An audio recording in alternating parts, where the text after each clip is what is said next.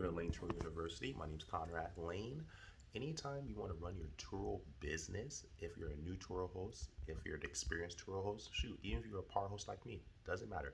You need to learn how to model your Turo business like a business. What I mean is this: Turo is all about the experience, and it's easy for Turo hosts to forget how to be professional, forget how to watch their expenses, what goes in and what comes out. Very important to model your business in a professional manner. One of the best examples is to any business that you have a common respect for, see how they've been in business for so long. For example, maybe you like McDonald's, maybe you like Subway, maybe you like Pizza Hut, maybe you like Cheesecake Factory, maybe you like Nike, maybe you like the business down the street. Maybe you like the mom and pop convenience store down the street. Maybe you like the grocery store. Maybe you shop at Ralph's, or maybe you shop at Kroger. Maybe you shop at some type of grocery store where you pick up your grocery and food for your family, for yourself.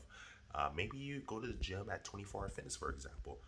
Start looking where you spend your money, and instead of just looking at it as a consumer, oh, this is my membership. Start taking notes. When you go to that ice cream place down the street, go to that yogurt spot down the street, the bar that you maybe go to with your friends, whatever the case is, wherever you go have lunch at, when you go to a comedy show, whatever you go for fun or some type of extravaganza, take notes on how they run their business, see how they interact with the customers.